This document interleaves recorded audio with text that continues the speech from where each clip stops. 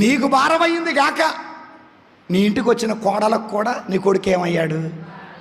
మనం ఎప్పుడు ఇతరులకి భారం. కంఠంలో ప్రాణం ఉన్నంతసేపు కష్టపడండి, ఒంటిలో ఊపిరి ఉన్నంతసేపు కష్టపడండి, ఒంటిలో శక్తి ఉన్నంతసేపు కష్టపడండి. నువ్వు ఎంత కష్టపడితే దేవుడు నేను అంతగా ఆశీర్వదిస్తాడు. నువ్వు ఎంత కష్టపడితే దేవుడు అంతగా లేవనెత్తుతాడు. నువ్వు ఎంత కష్టపడితే దేవుడు నీకు అన్ని ఆశీర్వాదాలు ఇస్తాడు. 10 తీసుకున్నవాడు 10 సంపాదించాడు, ఊరికినే వచ్చాయా కష్టపడ్డాడా? 5 తీసుకున్నవాడు 5 సంపాదించాడు, ఊరికినే వచ్చాయా కష్టపడ్డాయా? 1 తీసుకున్నవాడు గొయ్యి తీసి ఈడేమాడ దరిద్రుడయ్యాడు. ఉన్నవాడు ఎవడయ్యాడు? దరిద్రుడు ఎవడయ్యాడు? కష్టపడ్డవాడు ఇంకా అధికుడయ్యాడు. సోమరోడు. ఈ రోజున మన ఇళ్లలో సోమరతనం లేదా? దేవుడేమో కుమారులారా మీరు తల్లిదండ్రుల చేతిలో వాడి అయిన బాణం అంటట్టే బాణాలు కాల మనము ఏమై